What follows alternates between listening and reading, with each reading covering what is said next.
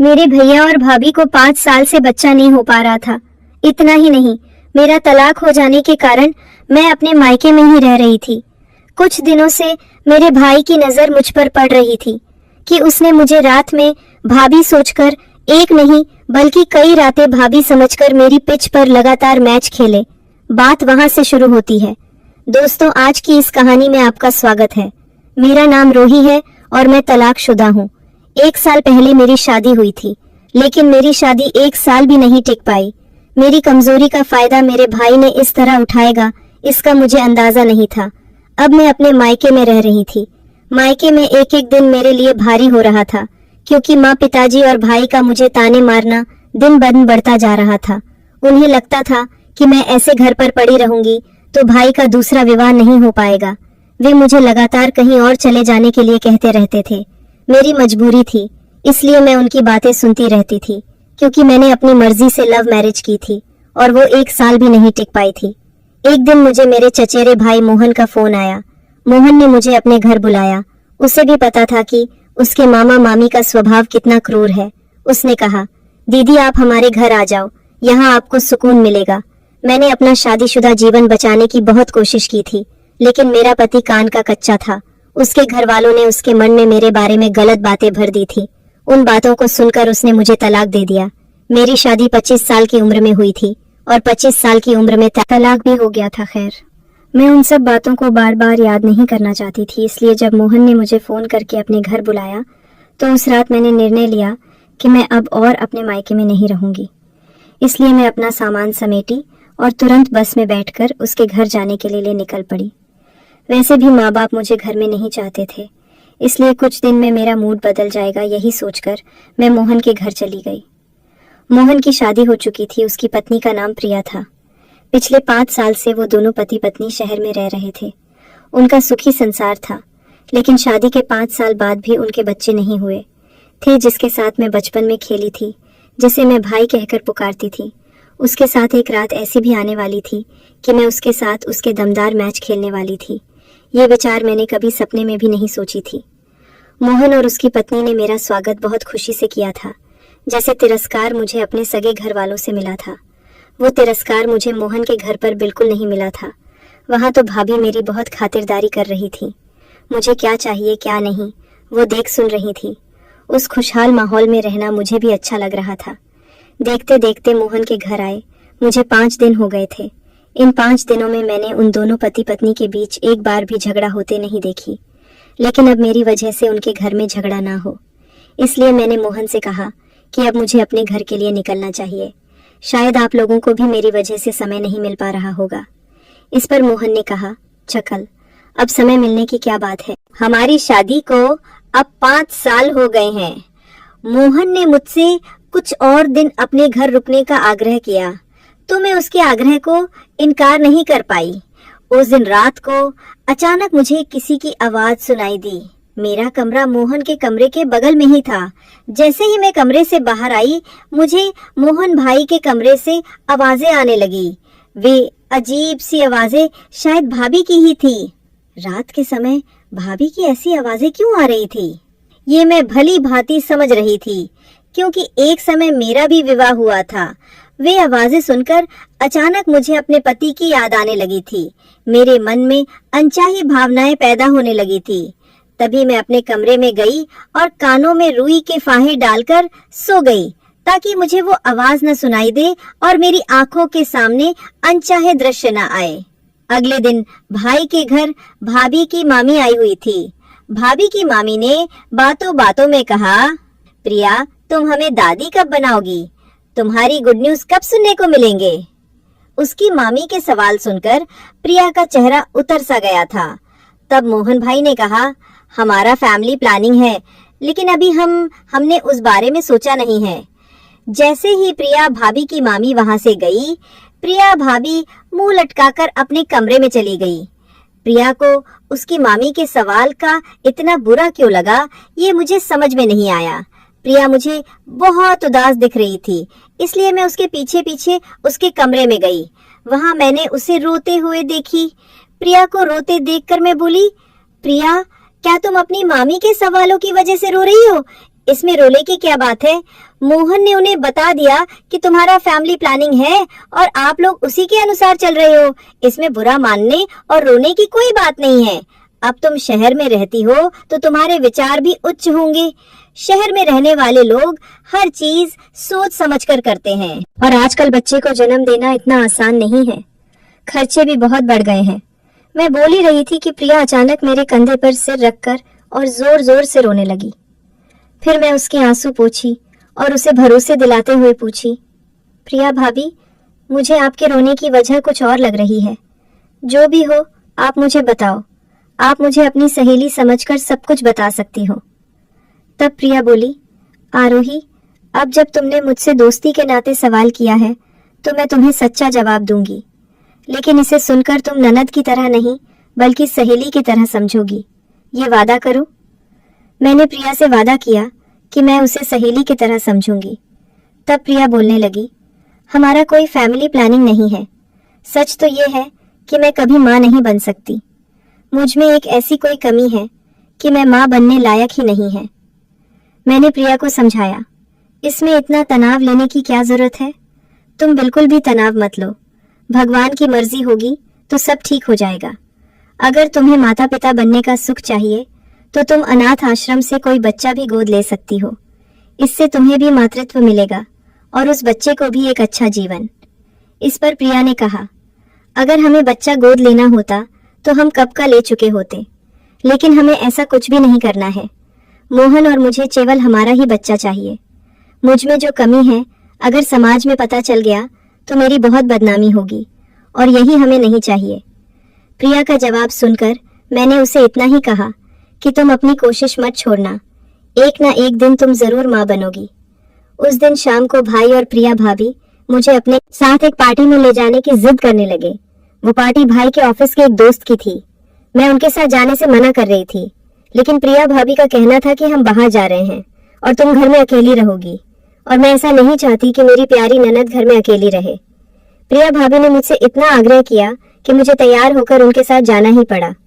जब मैं तैयार होकर अपने कमरे से बाहर आई तो पहले भाई ने मेरी तारीफ की। भाई बोला, हैप्पी, आरोही, तुम बहुत सुंदर लग रही हो। कई दिनों के बाद मैं इस तरह से तैयार हुई थी। भाई के बाद प्रिया ने भी मेरी तारीफ की। थोड़ी ही देर में हम उस पार्टी में पहुंच गए। पार्टी में पहुंचने के बाद भाई को जानने वाले कोई न कोई आकर प्रिया भाभी से यही सवाल कर रहे थे कि आप गुड न्यूज कब दे रही हैं। प्रिया भाभी हर किसी के सवाल पर चुपचाप सिर हिला रही थी। जब मैं पार्टी से घर आई तो अपने कमरे में चली गई कपड़े बदलकर। मैं पानी पीने के लिए रसोई में जाने लगी, तभी भाई और प्रिया भाभी के कमरे से उनके झगड़े की आवाजें आने लगी। प्रिया भाभी भाई से कह रही थी कि बच्चे होने के इलाज से मैं तंग आ चुकी हूँ, ऊपर से लोगों के सवाल। इतना कहकर प्रिया भाभी रोने लगी। दोपहर में ही मैंने प्रिया को इस बारे में समझाया था। अब बार बार उन्हीं बातों को दोहराना मुझे भी सही नहीं लगा, इसलिए मैं वहां से चली गई और रसोई में जाकर पानी लेकर सीधे अपने कमरे में चली गई। कमरे में आकर मैं किताब पढ़ने बैठ गई थी। तभी प्रिया भाभी मेरे कमरे में आई। वो मुझे थोड़ा अजीब नजरों से देख रही थी। मैंने उनसे कहा, प्रिया भाभी, अगर आप कुछ कहना चाहती हो तो यहाँ आकर बैठो। वैसे भी मैं अभी 1 घंटे तक सोने वाली नहीं हूँ। मैं आपसे बातें करने के लिए तैयार हूँ।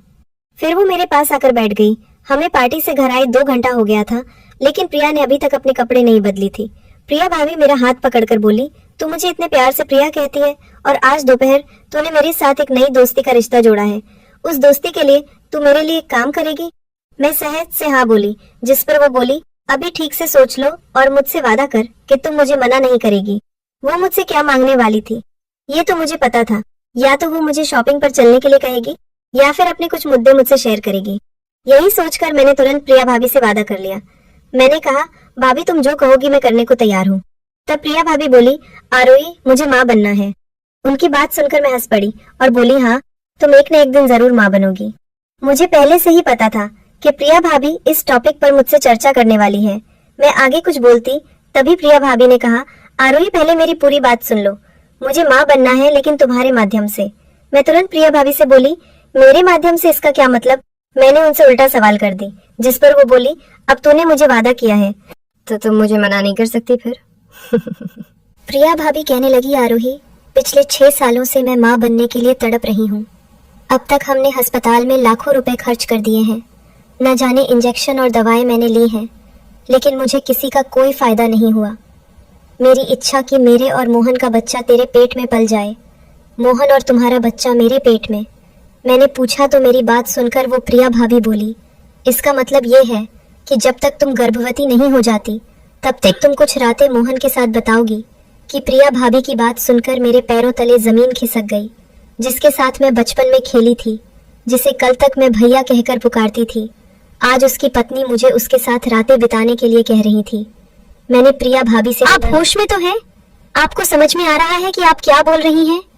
इस पर वो बोली, हाँ, मैंने ये सब सोच समझ कर ही कहा है। तुम्हें ये काम मुफ्त में नहीं करना होगा। उस दिन प्रिया भाभी ने मुझसे कहा, मोहन और मैं तुम्हें 9 लाख रुपए देंगे और एक घर भी दिलाएंगे। हमें पता है कि तुम्हारे मम्मी पापा और तुम्हारे भाई तुम्हें किस तरह परेशान करते हैं। भाभी की इस बात ने मुझे सोचने पर मजबूर कर दिया। मुझे अपना खुद का ब्यूटी पार्लर खोलना था ताकि मैं खुद कमा सकूं और अपना जीवन खुशी से जी सकूं। मैं ज्यादा दिन अपने माता पिता के सहारे नहीं रह सकती थी। मैंने उनके पास से 1 लाख लेकर एक छोटा सा पार्लर कोर्स करी थी, लेकिन बड़े पार्लर के लिए प्रोफेशनल कोर्स करना जरूरी था। इन पैसों से मैं एक अच्छा और महंगा प्रोफेशनल कोर्स कर सकती थी। इतना ही नहीं, मैं अपना बड़ा पार्लर भी खोल सकती थी, जिससे मेरी अच्छी कमाई शुरू हो जाती। आखिरकार मैं भाभी की दी हुई पेशकश को मान लिया और उनके बच्चे को जन्म देने के लिए तैयार हो गई। लेकिन मैं भाभी से पूछी, क्या इन सभी चीजों के बारे में भैया को भी पता है? तब भाभी ने कहा, तुम्हारा भैया भी इसके लिए तैयार है, और हाँ, आज के बाद उसे भैया मत कहना, उन्हें मोहन कहकर बुलाना। फिर वो मुझे भैया के कमरे में ले गई। मुझे देखकर भैया खड़ा हो गया। भाभी ने उसे देखकर हाँ में सिर हिलाया। फिर भैया ने मुझसे पूछा, आरोही, क्या तुम सच में तैयार हो? मैंने जवाब दिया, हाँ भाई। तभी भाभी ने तुरंत कहा, अब भाई नहीं, केवल मोहन। बोलो। भाभी और भाई को उनका बच्चा चाहिए था। भाभी ने माँ बनने के लिए बड़ा त्याग करने का फैसला किया था। मेरी उम्र अभी 25 साल हो चुकी थी और मुझे नहीं पता था कि मैं आगे शादी करूंगी या नहीं। अगर मैं किसी की मदद कर सकती थी तो मुझे इससे इनकार क्यों करना चाहिए? वैसे भी मोहन मेरा फुफेर भाई था और वो मुझसे बड़ा था, इसलिए हमारी शादी नहीं हो सकती थी।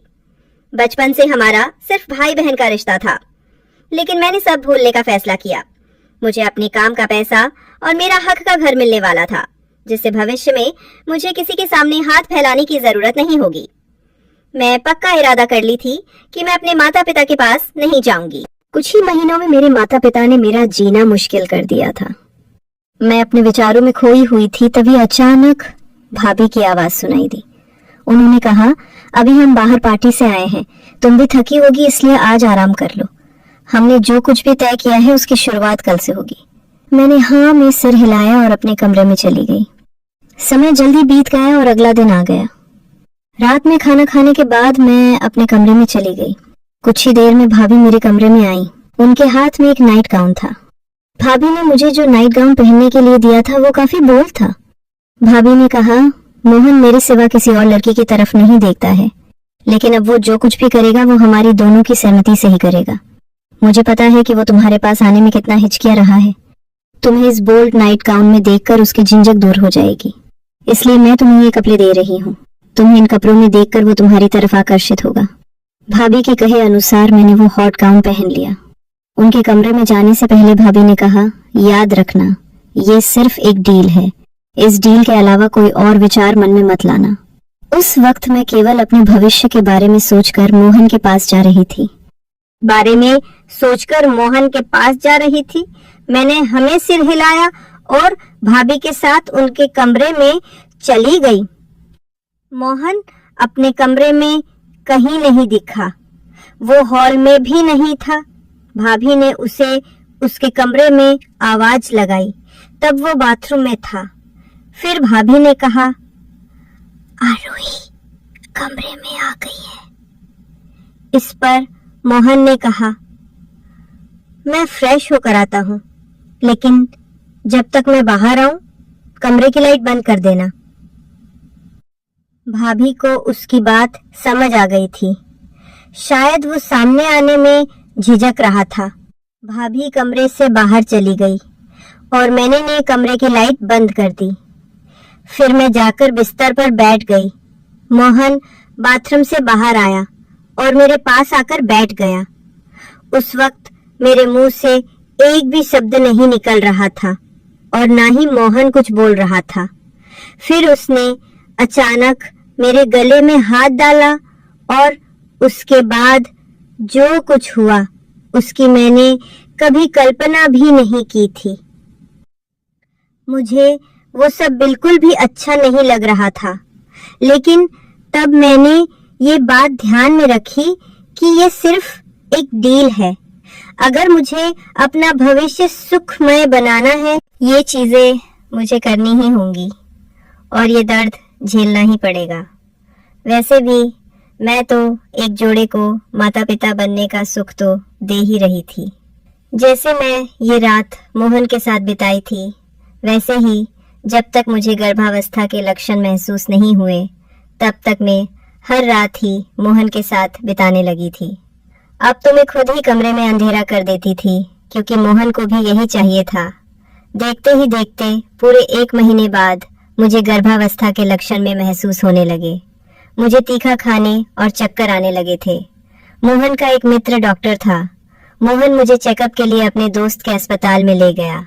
डॉक्टर ने मुझे गर्भवती होने की खुशखबरी सुनाई, जिससे मोहन और प्रिया भाभी के चेहरे पर खुशी देखते ही बन रही थी। मैं भी उनकी खुशी में शामिल थी। अब भाभी और मोहन पहले से ज्यादा मेरी देखभाल करने लगे थे। मोहन की मेरे प्रति चिंता बहुत बढ़ गई थी। उसने सभी रिश्तेदार को बताया कि भाभी गर्भवती है। उन पर जो बड़ा धब्बा था वो जल्द ही मिटने वाला था।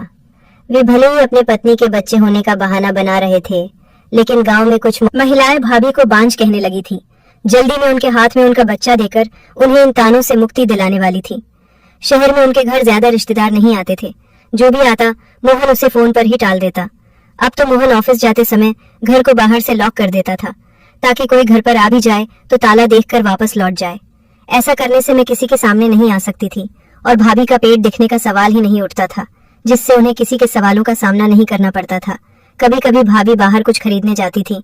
इसके लिए उन्होंने ऑनलाइन नकली पेट मंगवाया था, जिसे बाहर जाते समय वे अपने पेट पर लगा लेती थी, जिससे वे गर्भवती दिखती थी।